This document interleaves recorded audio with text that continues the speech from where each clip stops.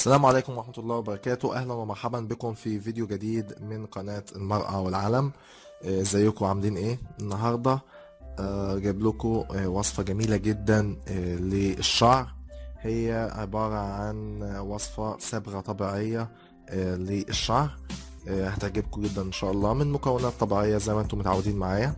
المكونات معلقتين كبيرتين من القهوة، ويا ريت تكون قهوة غامقة شوية، وكيسين نسكافيه بلاك. يبقى 2 معلقة قهوة غامقة و2 كيس نسكافيه بلاك. اوكي. نبتدي في الخلطة. طبعا هنخلط المكونات مع بعض، اللي هي القهوة الغامقة معلقتين وكيسين النسكافيه زي ما انتم شايفين كده معايا في الفيديو. اوكي. طبعا القهوة فوائدها كبيرة جدا للشعر. وطبعا الخلطة دي طبيعية يا جماعة، لأن الصبغات احنا عارفين اللي هي بتأثر على بشرة الرأس وفروة الرأس، وبتؤدي إلى أذى كبير جدا. فاحنا بنستخدم المواد الطبيعية، ويا ريت نبعد عن أي خلطة بتكون فيها مواد صناعية لأنها بتأذي فروة الرأس جدا. طبعا القهوة بتقوي فروة الرأس وبتقوي منبت الشعرة نفسها. اوكي. بتقضي على الشيب تماما لانها كمان بتحفز فروة الرأس على الانبات. فالقهوة لها فوائد كبيرة جدا.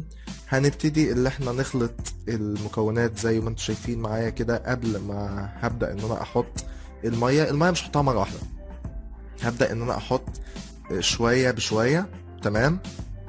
مش بمقدار معين، ولكن انا هبدأ احط كمية مية بسيطة، وابدأ ان انا اخلط المكونات معايا لغاية ما احس ان هي بقت مرنة جدا معايا. لا هي دابت قوي ولا هي ناشفة قوي، يعني مش عايزة تكون ماسكة زي ما انتم شايفين معايا كده. هي دلوقتي ماسكة. هبدأ ان انا احط كمان شوية صغيرين. اوكي. وابدأ اخلط تاني. تمام. فانا عايز اوصل اللي هي تكون عامله معايا زي الملبن كده. اوكي. اللي هي تكون مش سايله قوي، كمان مش ماسكه معايا قوي. اوكي. هبدا ان انا اضيف كميه ميه صغيرين كمان للخلطه عشان توصل للشكل المثالي اللي انا عايز استخدم الخلطه فيه زي ما انتم شايفين معايا كده. اوكي. كميه بسيطه جدا كده. ده الشكل النهائي اللي انا عايز خلطتي تكون عليه، اللي هي تكون مرنة معايا. تمام. اوكي. اهي طرية جدا معايا. تبدأوا اللي انتوا تمسكوها بايدكم كده وتشوفوها هل الخلطة مرنة معاكي ولا لا. اوكي.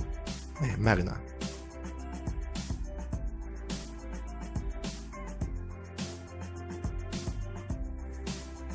تمام.